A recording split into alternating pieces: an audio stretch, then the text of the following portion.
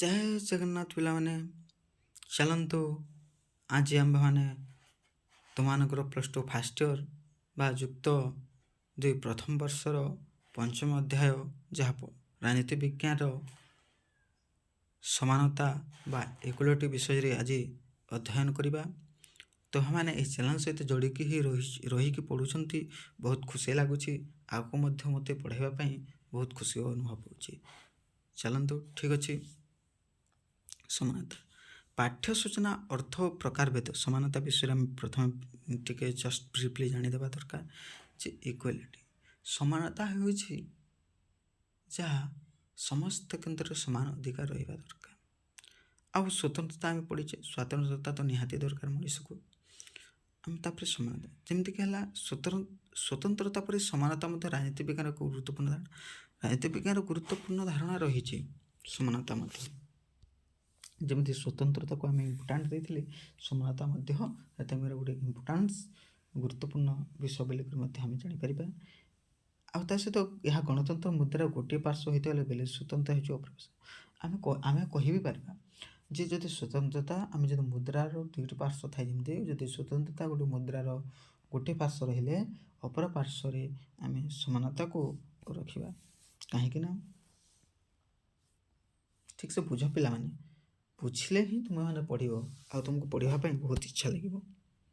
ଠିକ୍ ଅଛି। ଏହା ଗଣତାନ୍ତ୍ରିକ ବ୍ୟବସ୍ଥା ପାଇଁ ଏକାନ୍ତ ଅପରିହାର୍ଯ୍ୟ ଆଉ ଗଣତନ୍ତ୍ର ରାଷ୍ଟ୍ର ପାଇଁ ଏହା ନିହାତି ଜରୁରୀ କହିବା। ମାନବ ସଭ୍ୟତାର ଇତିହାସ ହେଉଛି ମୁକ୍ତିର ଇତିହାସ। ଆଉ ମାନବ ସଭ୍ୟତାକୁ ଆମେ ଯଦି ଦେଖିବା ଯେ ତା'ର ଇତିହାସ ହେଉଛି ମୁକ୍ତିର ଇତିହାସ ବୋଲି ମଧ୍ୟ ଧରାଯାଇଥାଏ। ଏହା ହେଉଛି ସ୍ୱତନ୍ତ୍ରତା ଓ ସମାନତା ପାଇଁ ଲଢ଼ୁଥିବା ମାନବ ଜାତିର ସଂଗ୍ରାମର କାହାଣୀ ବୋଲି ମଧ୍ୟ ଆମେ କହିଥାଉ। ଦେଖିବା ଆଗକୁ ତାହାର ମିନିଂ।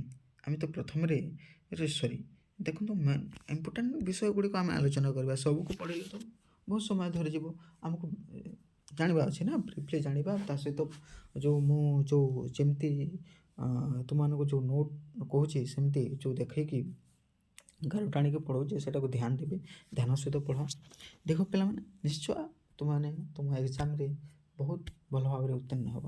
ଯେମିତି ହେଲା 1776 ମସିହାରେ ଆମେରିକା ସ୍ୱାଧୀନତା ଘୋଷଣା ନାମରେ ସମସ୍ତ ମଣିଷ ସମାନ ଭାବରେ ସୃଷ୍ଟି ହୋଇଥାନ୍ତି ବୋଲି କୁହାଯାଏ। 1776 ମସିହାରେ ଆମେରିକାରେ ସ୍ୱାଧୀନ ଘୋଷଣା ନାମରେ ସମସ୍ତ ମଣିଷ ସମାନ ଭାବରେ ସୃଷ୍ଟି ହୋଇଥାନ୍ତି ବୋଲି କୁହାଯାଏ। 1789 ମସିହାରେ ଘୋଷିତ ଫରାସୀ ଲୋକ ଅଧିକାର ଘୋଷଣାନାମା ମଧ୍ୟ ସମସ୍ତ ମନୁଷ୍ୟ ମୁକ୍ତ ଓ ସମାନ ଭାବରେ ସୃଷ୍ଟି ହୋଇଥାନ୍ତି ବୋଲି କୁହାଯାଏ। ତେଣୁ ଆଧୁନିକ ବିଶ୍ୱରେ ସମାନତା ହେଉଛି ସମସ୍ତ ମନୁଷ୍ୟଙ୍କର ଏକ କାମ୍ୟ ବସ୍ତୁ। ଆଉ ଆଧୁନିକ ବିଶ୍ୱରେ ସମାନତା ହେଉଛି ଗୋଟେ ମନୁଷ୍ୟମାନଙ୍କର ଏକ କାମ୍ୟ ବା କାମରେ ଆସୁଥିବା ବସ୍ତୁ ମଧ୍ୟ ବୋଲିକରି କହିପାରିବା। ସେମିତି ଦେଖନ୍ତୁ ପିଲାମାନେ, ତା'ର ଅର୍ଥ, ସମାନତାର ଅର୍ଥ ବୁଝ। ସମାନତାର ଅର୍ଥ କେମିତି ବୁଝିବା ଦେଖନ୍ତୁ ପିଲାମାନେ। ସାହିତ୍ୟିକ ସମୀଚୀନ ଦୃଷ୍ଟିରୁ ସମାନତା ହେଉଛି ଏକ ସମତୁଲ କରିବା ପ୍ରକ୍ରିୟା ଯେଉଁଠି ଧନୀ ଓ ଦରିଦ୍ର ମଧ୍ୟରେ ଥିବା ପାର୍ଥକ୍ୟର ଅବସାନ ଘଟିଥାଏ। ଆଉ ସାହିତ୍ୟିକ ସମୀଚୀନ ଆକାରରେ ଯେଉଁ ସମାନତା କ୍ଷେତ୍ରରେ ନା ଧନୀ ମଧ୍ୟ ସମାନ କ୍ଷେତ୍ର ଆଉ ଗରିବ ମଧ୍ୟ ସମାନ କ୍ଷେତ୍ରରେ ଯିବ। କାହିଁକିନା ସମସ୍ତଙ୍କର ସମାନ ଅଧିକାର ଅଛି, ସମସ୍ତଙ୍କ ପାଇଁ ଏଥିରେ ବଞ୍ଚିବାର ଅଧିକାର ଅଛି ଆମ ଭାରତବର୍ଷ ଦେଶରେ। ସେମିତି ପ୍ରଫେସର ଲାସ୍କିଙ୍କ ମତରେ ଦେଖନ୍ତୁ, ସାମାଜିକ ନ୍ୟାୟ ପ୍ରତିଷ୍ଠା ପାଇଁ ସମାନତାର ଏକାନ୍ତ ଆବଶ୍ୟକ ରହିଛି। କାହିଁକି ପ୍ରଫେସର ଲାସ୍କି କହିଛନ୍ତି ଯେ ସାମାଜିକ ନ୍ୟାୟ ପ୍ରତିଷ୍ଠା ପାଇଁ ସମାନତାର ଏକାନ୍ତ ଆବଶ୍ୟକତା ରହିଛି। ପ୍ରଫେସର ବାର୍କଙ୍କ ମତରେ ସମାନତା ହେଉଛି ବ୍ୟକ୍ତି ସିଦ୍ଧ ମୂଲ୍ୟବୋଧ ଯାହା ବ୍ୟକ୍ତି ବିକାଶ ପାଇଁ ଉଦ୍ଦିଷ୍ଟ ସର୍ବୋତ୍କୃଷ୍ଟ ମୂଲ୍ୟବୋଧରୁ ଉଦ୍ଭିତ ହେଉଛି। ଆଉ ପ୍ରଫେସର ଲାସ୍କି ସମାନତାର ତ୍ରିବିଧ ନିହିତାର୍ଥ ଅଛି ବୋଲି କହିଛନ୍ତି। ଆଉ ପ୍ରଫେସର ଲାସ୍କି କ'ଣ, ସମାନତାର ତ୍ରିବିଧ ନିହାତି ଦରକାର। ତାହା କ'ଣ କ'ଣ ରହିଛି ତ୍ରିବିଧ ଲାସ୍କିଙ୍କ ମତରେ? ସେଇ ତ୍ରିବିଧ ହେଲା, ଦେଖନ୍ତୁ, ଗୋଟେ ହେଲା ସ୍ୱତନ୍ତ୍ର ସୁବିଧାର ଅନୁପସ୍ଥିତି, ଆଉ ଗୋଟେ ହେଲା ସମାନ ସୁଯୋଗ ପରିବର୍ତ୍ତେ ଯଥୋଚିତ ସୁଯୋଗ ସମସ୍ତ ବ୍ୟକ୍ତି ବିଶେଷଙ୍କୁ ଯୋଗାଇ ଦେବା, ସେମାନଙ୍କ ଅନ୍ତର୍ନିହିତ ଗୁଣର ବିକାଶ କରିବା। ଆଉ କ'ଣ ରହିଲା, ସମସ୍ତଙ୍କର ସର୍ବନିମ୍ନ ଓ ଜରୁରୀ ଆବଶ୍ୟକତାକୁ ଅଳ୍ପ ଲୋକଙ୍କ ଆବଶ୍ୟକତା ଅପେକ୍ଷା ଗୁରୁତ୍ୱ ପ୍ରଦାନ କରିବା। ଠିକ୍ ଅଛି, ଆଗକୁ ଦେଖିବା। ତେଣୁ ଲାସ୍କିଙ୍କ ମତରେ ସ୍ୱତନ୍ତ୍ର ସୁବିଧା ସମାନତାର ବିରୁଦ୍ଧାଚରଣ କରିଥାଏ। ସମସ୍ତ ଜନସାଧାରଣଙ୍କୁ ସମାନ ସୁଯୋଗ ଦେବା ପରିବର୍ତ୍ତେ ଯଥାଯଥ ସୁଯୋଗ ପ୍ରଦାନ ସମାନର ପ୍ରକୃଷ୍ଟ ଅର୍ଥ ପରିପ୍ରକାଶରେ ଆଲାସ୍କଙ୍କ ମଧ୍ୟରେ ସମସ୍ତେ ସମାନ ସୁଯୋଗ ଦେବା ଅପେକ୍ଷା ସେମାନଙ୍କ ପାଇଁ ଯଥାଯଥ ସୁଯୋଗ ପ୍ରଦାନ କଲେ ସେମାନେ ଅବାଧର ବିଚରଣ ସହିତ ଅବାଧର କ୍ଷେତ୍ରରେ ସେମାନଙ୍କର ପରିପ୍ରକାଶ କରିପାରିବେ ତାହାକୁ କୁହାଯାଉଛି। ଠିକ୍ ଅଛି, ମୁଁ ଯାହା ଯେଉଁ ମାର୍କ କରୁଛି ସେଇଟାକୁ ଧ୍ୟାନ ଦେଇକି ତୁମେମାନେ ମୋତେ ନୋଟ୍ କରିକି ତୁମମାନେ ପଢ଼ିବ ପିଲାମାନେ। ଆଉ ତା ସହିତ ଏହି ମୋ ସହିତ ପଢ଼ ଯେ ତୁମମାନଙ୍କୁ ମନରେ ରହିବ। କାହିଁକି ତୁମମାନେ ପଢ଼ୁଛ ତ ମୋବାଇଲ ସାହାଯ୍ୟରେ ମଧ୍ୟ ପଢ଼, କେଉଁ କୋଚିଂ କ୍ଲାସ୍କୁ ଯାଇକି ପଢ଼ିବା ପାଇଁ ତୁମକୁ ଆବଶ୍ୟକ କରିବ ନାହିଁ। ମୁଁ ଯେଉଁ ମେନ୍ ଇମ୍ପୋର୍ଟାଣ୍ଟ ପଏଣ୍ଟ ଗୁଡ଼ିକ ରହୁଛି ତାହାକୁ ହିଁ ଆଲୋଚନା କରିକି ଯିବି। ଠିକ୍ ଅଛି ପିଲାମାନେ। ଜି ସାର୍ଟୋରିଙ୍କ ଭାଷାରେ ସମାନତାର ଅନେକ ଅର୍ଥ ଓ ଅନେକ ପାର୍ଶ୍ୱ ରହିଛି। ଆମେ ବିଭିନ୍ନ ଦୃଷ୍ଟିକୋଣରୁ ପରୀକ୍ଷା କରି ମଧ୍ୟ ଏହି ସିଦ୍ଧାନ୍ତରେ ଉପନୀତ ହେବା ଯେପରି ଆମେ ଏହାକୁ ଠିକ୍ ଭାବରେ ବୁଝିବାକୁ ସକ୍ଷମ ହୋଇନା। ଯେପର୍ଯ୍ୟନ୍ତ ଆମେ ଠିକ୍ ଭାବରେ ସକ୍ଷମ ହୋଇନାହୁଁ ଯେ ବୁଝିବା ପାଇଁ ଚେଷ୍ଟା କରିନାହୁଁ ସେ ପର୍ଯ୍ୟନ୍ତ ଆମେ କୌଣସି ସିଦ୍ଧାନ୍ତରେ ଉପନୀତ ହୋଇପାରିବା ନାହିଁ। ଏହା କିଏ କହିଛନ୍ତି? ଜି ସାର୍ଟୋରି। ଆଉ ଅଧିକ ସମାନତାର ପ୍ରକାରଭେଦ। ସମାନତାର ପ୍ରକାରଭେଦ କ'ଣ କ'ଣ ରହିଛି ଦେଖ। ସମାନତାର ପ୍ରକାରଭେଦ ଯାହା ରହିଲା ଟାଇପ୍ସ ଅଫ୍ ଇକ୍ୱାଲିଟି। ସମାନତାର ଅନେକ ପ୍ରକାରର ଭେଦ ରହିଛି। ମାନବ ସଭ୍ୟତାର ପ୍ରାରମ୍ଭରୁ ଦାର୍ଶନିକମାନେ ଏହା ଉପରେ ଗବେଷଣା କରି ଆସିଛନ୍ତି। ପ୍ଲାଟୋ ଓ ଆରିଷ୍ଟୋଟଲ ପରି ଦାର୍ଶନିକମାନେ ପ୍ରାକୃତିକ ଅସମାନତା ବିଷୟରେ ଉଲ୍ଲେଖ କରିଛନ୍ତି। ଦାର୍ଶନିକ ହବ୍ସ କିନ୍ତୁ ଭିନ୍ନ ମତ ପୋଷଣ କରି ପ୍ରକୃତି ସମସ୍ତଙ୍କୁ ସମାନ କରି ଗଢ଼ିଛି ବୋଲି ଯୁକ୍ତି ଉପସ୍ଥାପନ କରିଅଛନ୍ତି। କିନ୍ତୁ ପ୍ରଫେସର ଲାସ୍କି ଓ ପ୍ରଫେସର ବାର୍କର ବିଭିନ୍ନ ପ୍ରକାର ସମାନତା ବିଷୟରେ ଉଲ୍ଲେଖ କରିଛନ୍ତି। ଚାଲନ୍ତୁ ଆଗକୁ ଦେଖିବା। ଆଉ ଏହାର ଯେଉଁ ରହିଛି ତାର କି ଭାବରେ ବିଭକ୍ତ କରାଯାଇଛି, ତାର ଯେଉଁ ଆମର ସମାନତାର ପ୍ରକାରଭେଦ ଯେଉଁ ରହିଲା ଆମେ ଟାଇପ୍ସ ଅଫ୍ ଇକ୍ୱାଲିଟି ତାହାକୁ ଆଲୋଚନା କରିବା।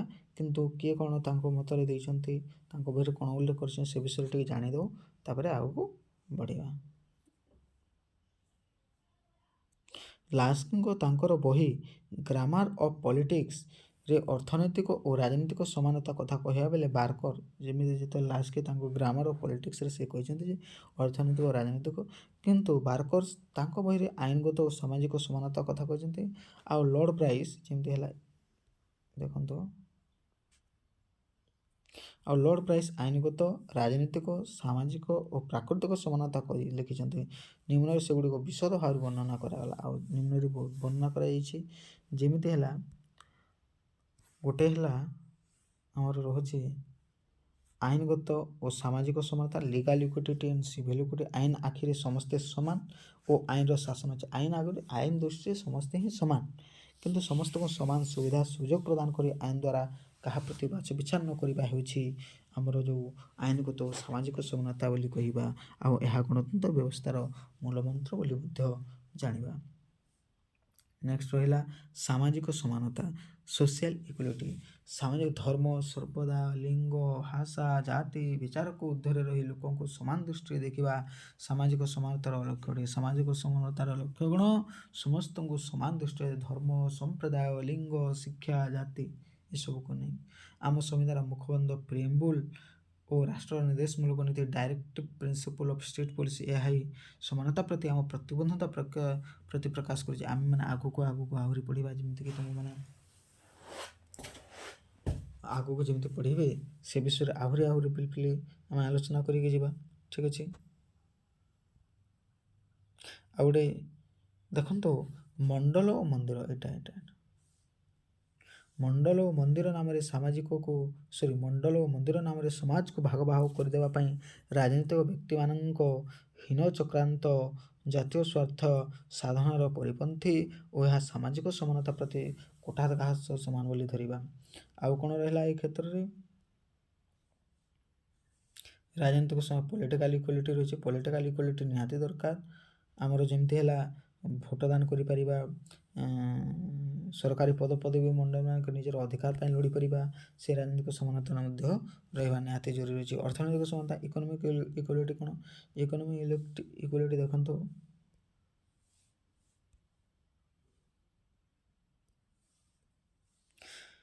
ଏହାର ଅର୍ଥ ହେଲା ସମ୍ପଦ ସମସ୍ତେ ସମଭାବରେ ଉପଭୋଗ କରିପାରିବେ। କାର୍ଲ ମାର୍କ୍ସଙ୍କ ମତରେ ଅର୍ଥନୈତିକ ସାମ୍ୟ ବିନା, କାର୍ଲ ମାର୍କ୍ସ କହିଛନ୍ତି ଯେମିତି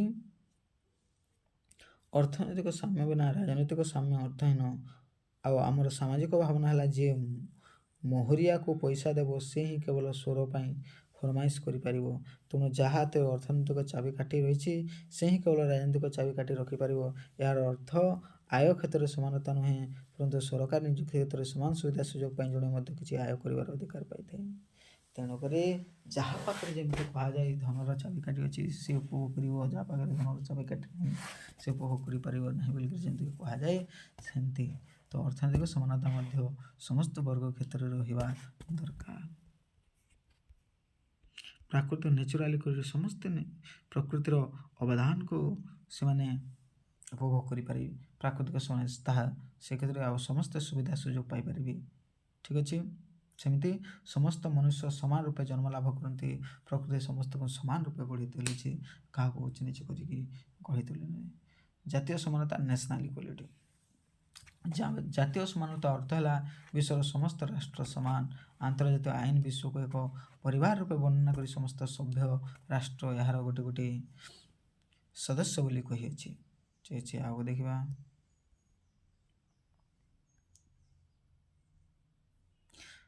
ଆଉ ସ୍ୱାଧୀନତା ସହିତ ସ୍ୱତନ୍ତ୍ର ସମ୍ପର୍କ relationship between equality and liberty. Relationship between equality liberty ଯଦି ଦେଖିବା ତ ଦେଖ ଅଧିକ ସମାନତା ମଧ୍ୟ ଆମ ରାଷ୍ଟ୍ର ଗଣତାନ୍ତ୍ରିକ ରାଷ୍ଟ୍ର ପାଇଁ ନିହାତି ଦରକାର।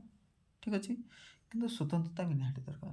ସମାନତା ହେଉଛି ଆମେ ସମସ୍ତ କ୍ଷେତ୍ରରେ ସମାନ ଅଧିକାର ପାଇବା, ଆଉ ସ୍ୱତନ୍ତ୍ରତାର ହେଉଛି ଆମେ ସ୍ୱତନ୍ତ୍ରତା ସହିତ ନିଜର ଅବାଧ ବିଚରଣ ସହିତ ନିଜର ଅଧିକାର ପାଇଁ ଆମର ଯେମିତି ହେଲା ଫଣ୍ଡାମେଣ୍ଟାଲ ରାଇଟ୍ସ ରହୁଛି, ମୌଳିକ ଅଧିକାର ହେଲା, ସ୍ୱାଧୀନତା ବ୍ୟକ୍ତିଗତ ଅଧିକାର, ବହୁତ କ୍ଷେତ୍ର ଗୁଡ଼ିକରେ ଆମର ସ୍ୱତନ୍ତ୍ରତା ନିହାତି ରହିବା ଦରକାର। ଆଉ ସ୍ୱତନ୍ତ୍ର ସେ ଏଇ ଜାଗାରେ ଦେଖନ୍ତୁ ତାର